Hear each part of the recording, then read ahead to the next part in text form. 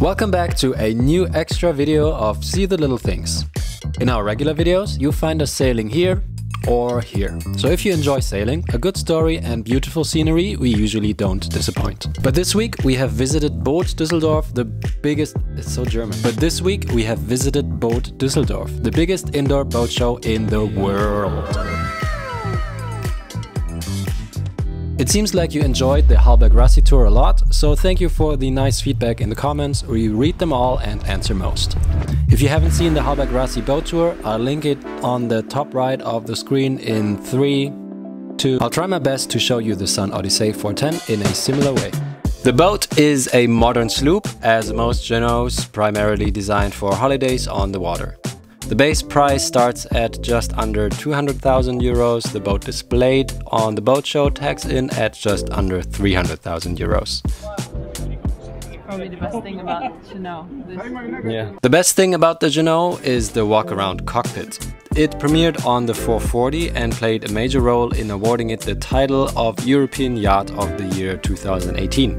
The same concept has been implemented on the smaller sister 410 last year. You can easily walk from the helm to the foredeck without stepping over the coamings. The cleats are on the outmost part of the deck and therefore don't need fair leads. I'm not supposed to give my opinion, but I do like the simplicity. The standing rigging is attached on the outside of the hull, leaving the deck free from obstacles.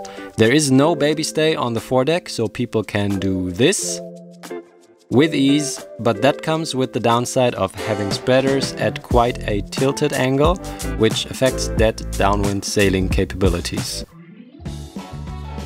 The baby stay is usually attached halfway up the mast and stops the mast from pumping in unsteady winds. If you tilt the spreaders, you get more stability in the rig and the baby stay is not needed anymore. But then, yeah, the spreaders are tilted. In Valencia we have a 440 and a Moody next to each other. The Moody has a baby stay and can therefore have dead flat spreaders. That setup is more useful when catching trade winds sailing downwind. So a boat is always a mix of compromises, and sunbathing on holidays has priority on holiday boats. Sailing dexterity has priority on liveaboard boats. As per usual, on indoor boat shows there are barely any lines on the boats, because that would look messy and who wants to see that? So if you want to know how line handling works and how the boat sails, you either imagine it or you ask the friendly boat people. A look on deck reveals a minimalistic fitting setup without travelers or Genoa tracks at all. The jib sheet is fed through an adjustable ring system. There is a floating ring here, the adjustments come through here, so what you can do is change the shape of the sail by adjustment lines rather than having a track at your toes. That again allows for more walking area. Here's the thing in action.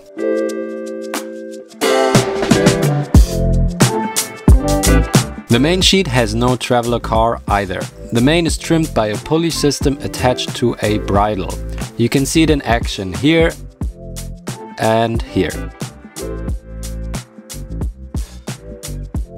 In a gale, I would probably feel more at ease with a good old heavily bolted traveler track or a 2 Mainsheet bridle setup like on recent Bavarias, but that's just me. If you decide to run a Code Zero, the sheet runs to the back around a snatch block that is attached to the push pit and then fed back onto the Genoa winch. Apparently it works well as it is designed to do that, but after chatting with a friend he suggested to just take the line through the eye of the cleat instead. Why?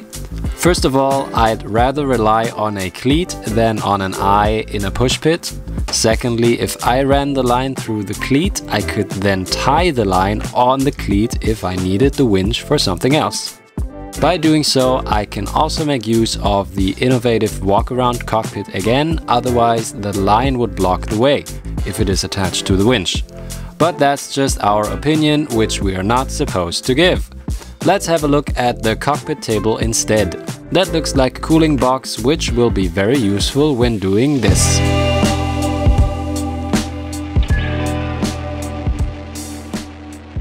Going inside on the port side, we have the nav table,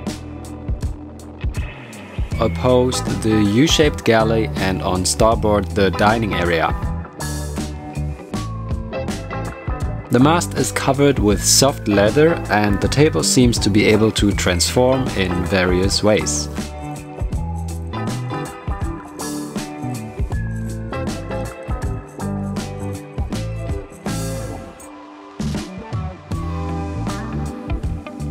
The aft cabin has many windows. We can see the helm from here. There's storage in the mid part.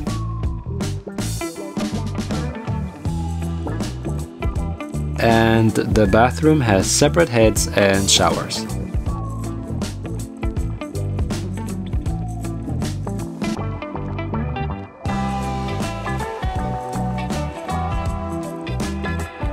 A closer look at the galley. There's fiddles to hold on to here.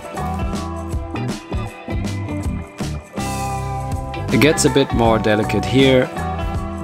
Double sink and a place to store the cutting board that closes the sinks. Nice idea, as ours is always in the way when we use our sink, but I do wonder what happens when these delicate blue pots are stored away and the galley is being used. Where do fluids end up when the countertop is wet and when you're wiping it dry?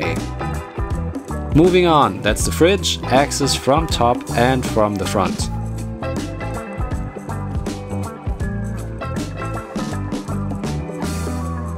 We have a 2-burner gimbal stove, food storage here, cutlery here, more storage here, and here.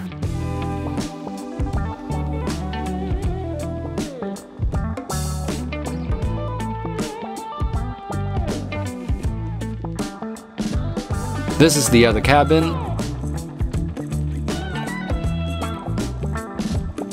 That's what the lockers look like.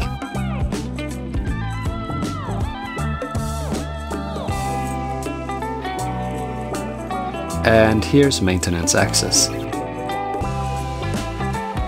On the other side, there's the autopilot, some breakers, and access to the steering system, probably the same on the other side. And this is what the sockets look like. The main breakers and windlass breakers are under the bed, and this is what's under the floorboards.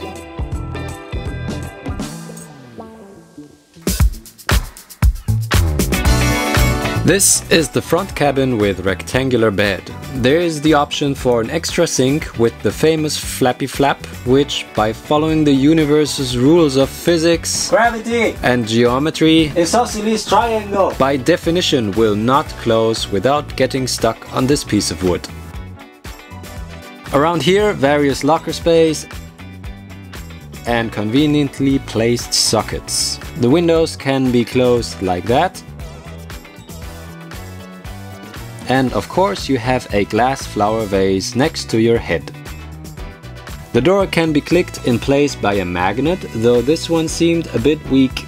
The door would probably be held in place more securely when following the universe's rules of physics by placing the magnet where one cannot use that much leverage. The flappy side of the door.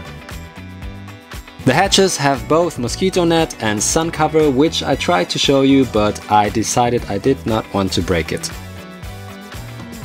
A last look from the outside stepping out. The hatch closes with swinging doors that are held in place with magnets, this time on the flappy side of the door. That is where the life raft goes, and here's a look at the gas locker and access to the autopilot and steering.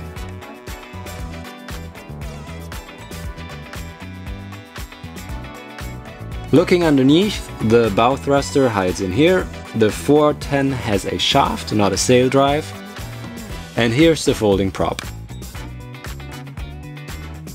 Quite obviously no direct water stream on the rudders, which probably means less maneuverability once stopped. Oh, I forgot to mention, this year's innovation is the swing keel system. Click the top left if you want to see the boat tour of the Halbergrassi 40C. Click the bottom left if you want to see a tour of our boat. You can subscribe to this channel on the top right. Greatly appreciated. or find out about ways to support this production on the bottom right. Thanks for watching. In case you did not know, Mandy was very happy about the fries here. Bye!